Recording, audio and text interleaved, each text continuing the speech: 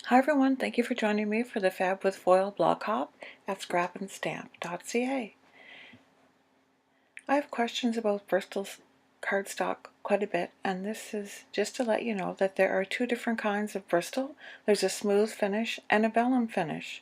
A smooth is for inks, pens, markers, watercolor markers, and the other is more for dry media like charcoal, color pencils, those kinds of things. So starting off, I took a sheet of Bristol Smooth cardstock, fired brick, and candy apple distress inks, and I blended those on almost the full sheet.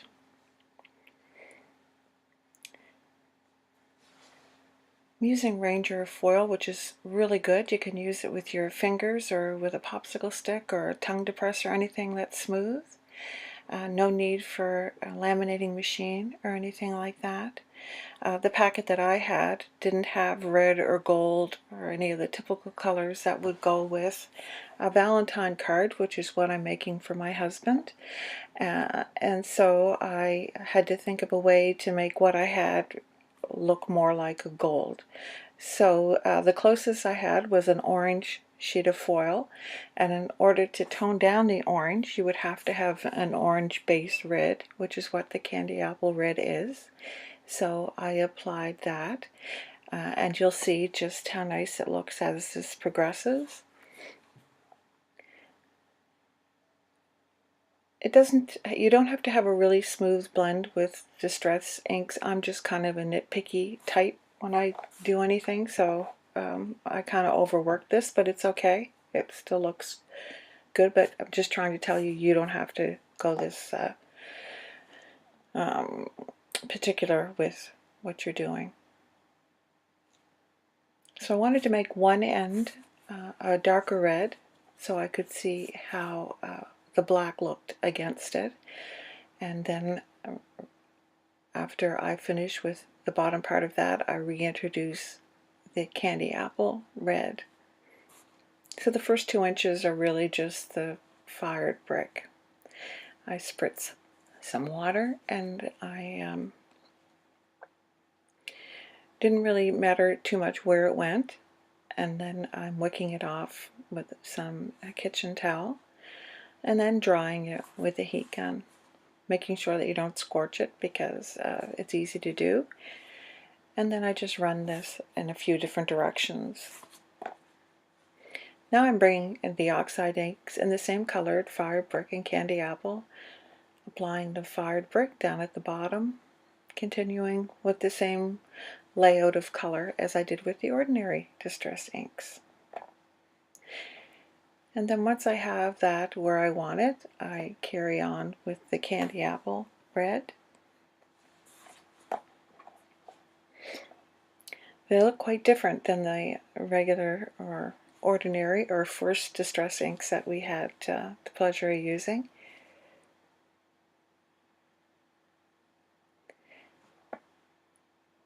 In the candy apple, you just want to make sure that you blend the two in at the line so you don't have really a distinct line, and that's really all that you're doing, and then you're just applying the color up to the end of the sheet. You can see here that it blends together nicely. You can't really tell where one starts and the other one stops after you work them in a little bit.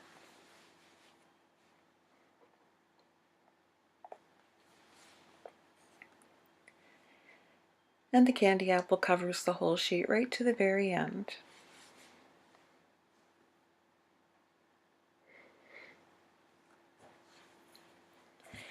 I'm going to apply some more water with the sprayer, and then I'll wick it off and have a look to see if I need to apply any water anywhere else, if I've missed a spot. And I think that I have, so I apply some more, quite liberally, and then you wick that off and dry it exactly the same as the first time. Now I'm back to the regular or first distressed inks that we've had, and I'm applying the fired brick just scantily at the bottom, and the candy apple really is what's on all of it. The fired brick only did one little bit at the bottom, not even 1/4 of an inch.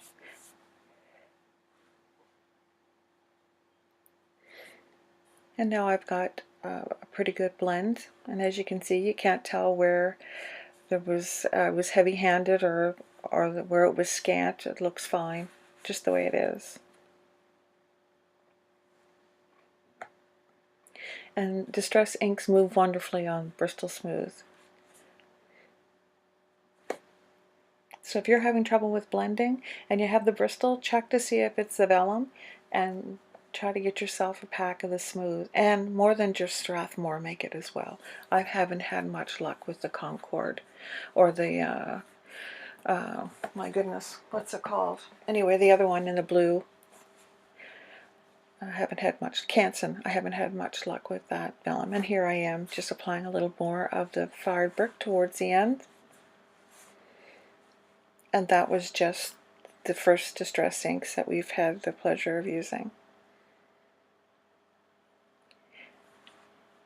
So I had a look at my stamps, and I decided that I didn't want to play with my photopolymer or my rubber stamps with the glue pad, so I found an acrylic stamp pad by Crate Paper, and I used that instead, and I used the ink stamp pad. You have to apply the ink at each use.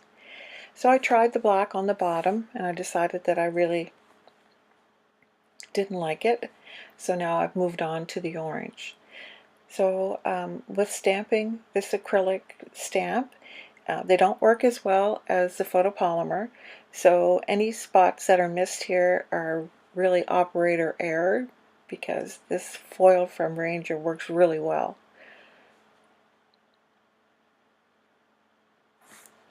And then lining it up, I tried to have a straight line there, and it worked out. It might not be perfect 100%, but I'm happy with how it's stamped.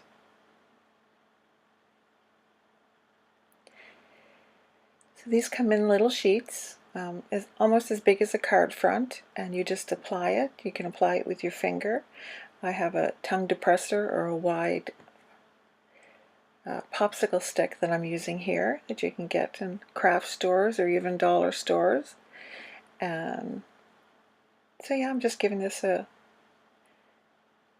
rub. And the good part is that if you miss any spots, you can come back and work with them after too. I mean, I've done that. You'll see that here. And like I say, any issues are really the stamp and the ink pad and the operator, and not the foil, because it comes off wonderfully. I mean, you don't really have to work too hard to get it off, and just normal pressure on the end of that popsicle stick works wonderful. And what's great about it is you can see right through you've had a good transfer of the foil onto the paper.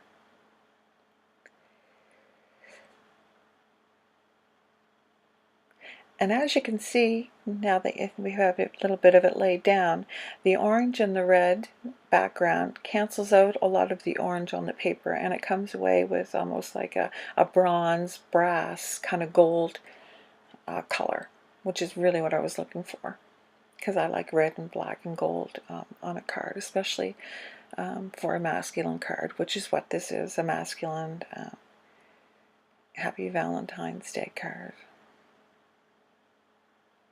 And now I'm removing my pencil line. That's a white eraser. Make sure your eraser is clean before you bring your eraser to all the work that you've done. At this point, it'd be a shame to ruin it. So I've got out my Fiskars trimmer, and I'm giving it a slice, because that's the end that I want it to use. And now I've sized it for a card, taken the MFT Love die and cut love out of the center of the card front. I also cut love out of black foam. This is just ordinary fun foam that you buy in packages at craft stores, department stores, and they probably even have it at various dollar stores. And I'm keeping the letters as well as the center of the O. And it doesn't really matter where you tape that down on the foam. So I bring that to my die cutting machine. I have both of them cut, and then I just take the candy apple and go around the outside edges of my card front. I don't want it too deeply colored, but enough that it takes away the white. You don't want to distract the eye. And then I'm applying, this is another Ranger product, glossy accents I find on the foam. You want to have something that's not going to stay wet too long, but it's super sticky.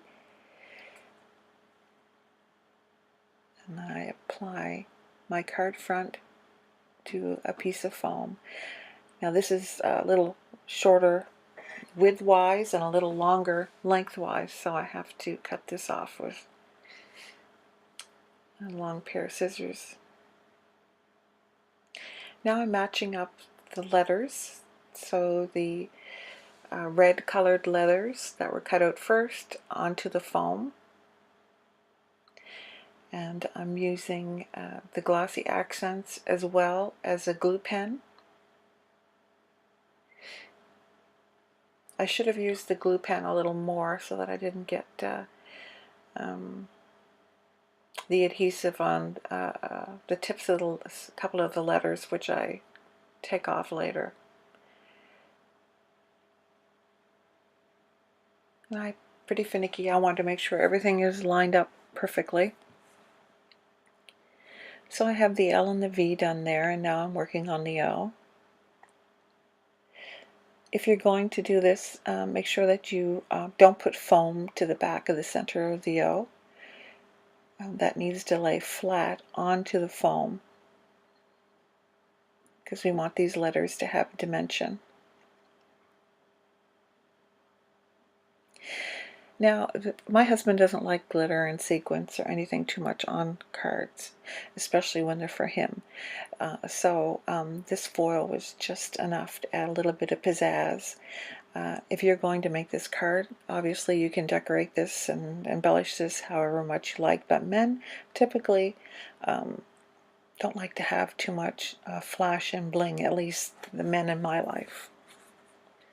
So this is why I did this card this way, and this is a basic form so that you'll be able to take it and do it however you like.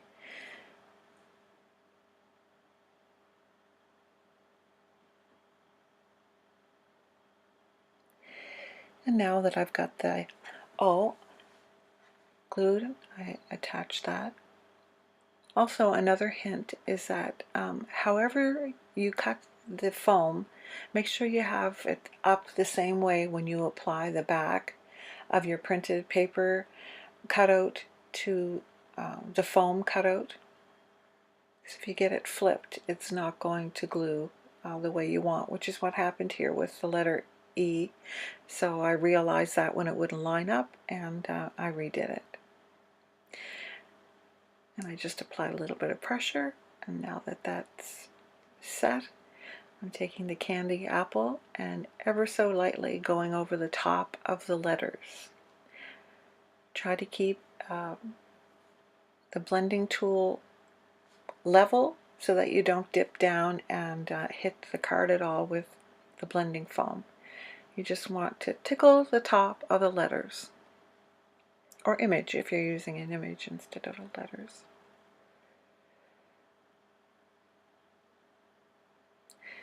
So that's the front pretty much complete. I'm sure that I'll have to add a little bit of color here. And then I'm trimming off the extra foam that's hanging off the end. As I said, it was a little too wide, but it's fine. Now I'm cutting my card base. So this is going to be a top fold landscape card. Using Lawn Fawn heart dies, I cut these out of the distress inked sprayed paper and the black foam as well.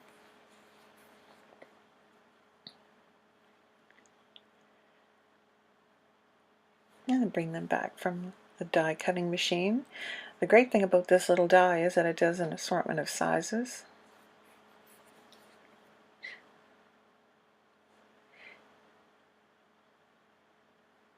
And I kept it all together so that I could cut them all out in one pass. Now I'm just matching the foam with the die cuts. And I've cut an inside panel, and I'm stamping this also with the same acrylic stamp from crepe paper and the glue pad. Down the bottom it had I blank you, and in the center I'm going to stamp Happy Valentine's Day. Now I decided to use the black because the orange would have looked really orange, and make this look like it was written by hand, because the stamp is really handwritten. And then, as you can see here, I didn't have enough glue onto the stamp, and I'm going to work this so that I can get better coverage. And this is all you have to do with this foil. It really is fab foil. I go over this a few times because I want to make sure that I have it, no spots where it's blank, where you have little spots that have no coverage, which kind of ruin the look of all of it. So I'm working hard with that little piece of foil, but with the popsicle sticks, it's a breeze. You really just have to apply, ordinary pressure.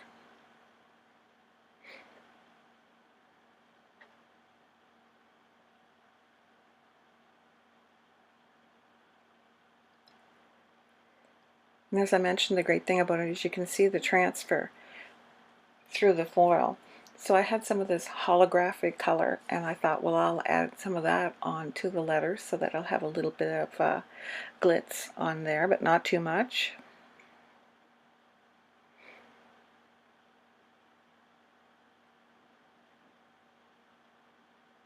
It's hard to pick up on this camera, but I've tried to take a shot of it too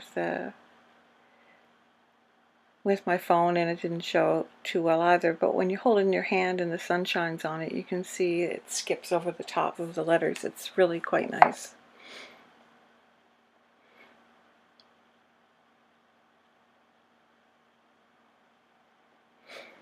And now I'm going to select a heart, and it says I heart you.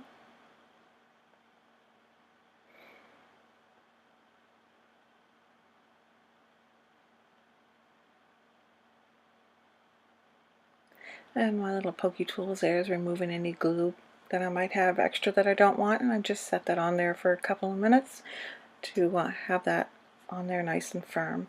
I trimmed it down a little bit because it was a little bit larger. I wanted to have perimeter around it, and then I cut an Impression Obsession heart border die and applied that to the inside. Now that the foam has dried securely onto the front panel, I'm going to apply some funky glue to the back of this foam, and I'm being quite liberal so that it's lit here nicely. This glue is not all that wet, so it won't warp your card if you have to put a lot on for the foam. And then I'm just letting that have a little bit of a perimeter all the way around. Got a little bit of glue up there at the corner, which I'll remove. And that's a look at the card. And here's the inside with that Impression Obsession heart border and the dimension. So there's dimension on the inside and the outside. So here are the supplies I used: secure pen, the mono eraser, my glue pad, the foil sheets. There's the orange. It is very orange when you see it. And then that's the Impression Obsession die, the Lawn Fawn die, MFT die. I'll put links below to the Canadian retailers and US retailers, the distress ink, the glossy accents, the blending brushes, and then finally the card again. It's cute my husband likes it, so that's the main thing, and the fact that the foil looks lovely. So thank you so much for watching. Bye bye.